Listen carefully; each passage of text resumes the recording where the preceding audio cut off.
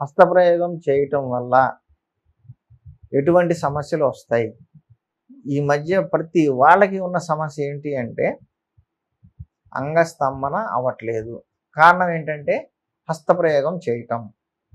హస్తప్రయోగం చేయడానికి reasons, smart phone చేతిలో ఉంటుంది, పోర్న్ సైట్లు బాగా అవైలబుల్గా ఉన్నాయి, పోర్న్ సైట్లు చూస్తుంటారు. వయసు రాగానే ఏమీ తెలియని వాడికి కూడా మామూలుగా యూట్యూబ్లో లేకపోతే క్రోమ్లోనో ఎక్కడన్నా వాడుతున్న వాళ్ళకు కూడా యాడ్స్ వస్తున్నాయి, మధ్యలో ఈ అడల్ట్ యాడ్స్ వస్తున్నాయి. అవి చూసి వాటిని ఓపెన్ చేసుకోవటం, తర్వాత గ్రాడ్యువల్గా దానికి అలవాటు పడిపోయి అదొక వ్యసనంలాగా తయారవుతుంది, ఎడిక్ట్ అయిపోతున్నారు.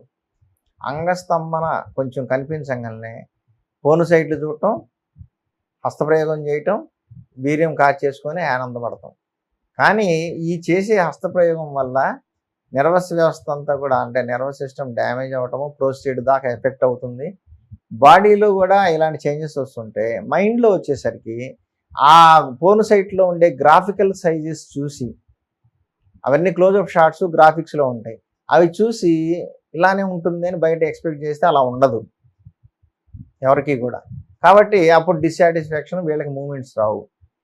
కొద్ది రోజుల తర్వాత హస్తప్రయోగం చేసి అంగం అసలు స్తంభించడమే మానేస్తుంది. మీరు ఏమైనా ప్రయత్నం చేయండి, అంగం స్తంభన రాదు. కొంతమంది కుర్రోళ్ళు చేసుకొని ఇలాగా ఇంట్లో వాళ్ళు పెళ్ళిళ్ళు చూస్తుంటే పెళ్ళొద్దని చెప్పి నేను కెరీర్ అని, అదని, జాబ్ అని ఎక్కడికో దూరంగా వెళ్ళిపోతున్నారు. కొంతమంది అయితేనేమో అసలు ఇప్పుడల్లా నాకు పెళ్ళొద్దు, నేను ఫలానా వయసు వచ్చిన దాకా నేను చేసుకోనని చెప్పి ఒక వాయిదా వేస్తున్నారు.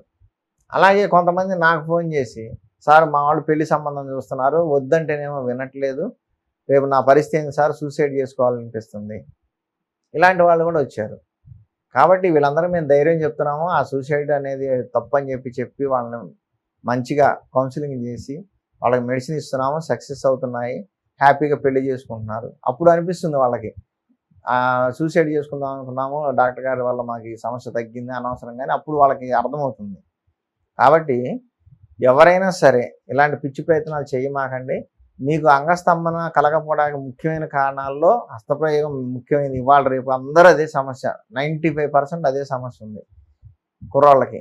ఇక మిగతా వాళ్ళు అంటారా, శరీరంలో బలం తగ్గిపోవడం, నర్వస్ సిస్టమ్ డౌన్ అయిపోవడం, షుగర్ వల్ల, మెయిన్ షుగర్ వల్ల నర్వస్ సిస్టమ్ డౌన్ అయిపోతుంది, తిన్నది ఒంటికి పట్టకపోవడం వల్ల, స్ట్రెస్ వల్ల, చాలా కారణాల వల్ల అంగస్తంభన కలగట్లేదు. కాబట్టి అంగస్తంభనకు సంబంధించి ఎటువంటి సమస్య ఉన్న వాళ్ళైనా సరే నన్ను సంప్రదించండి.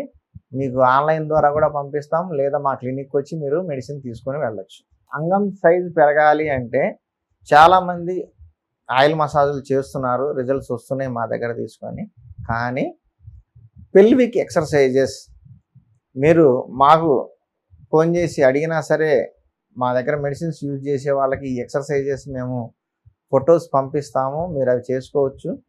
పెల్విక్ ఎక్సర్సైజెస్ అని మీరు గూగుల్లో సెర్చ్ చేసినా కూడా దొరుకుతాయి. ఈ పెల్విక్ ఎక్సర్సైజెస్ ఎక్కువగా చేయాలి. ఆ ఎక్సర్సైజెస్ రెగ్యులర్గా రోజు చేయటం వల్ల పెల్విక్ పార్ట్ అంటే పొత్తి కడుపు భాగం, అంగం చుట్టూతా ఉండే నరాల వ్యవస్థ అంతా కూడా చాలా బలంగా ఉండి అంగము సైజు పెరగడానికి కావాల్సినంత రక్త ప్రసరణ అవుతుంది. సైజు కొంచెం ముందుకు రావడానికి రక్త ప్రసరణ కావాలి.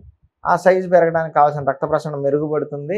ఎక్కువసేపు అంగస్తంభన నిలబడటానికి కూడా ఈ ఎక్సర్సైజెస్ అనేవి ఉపయోగపడతాయి.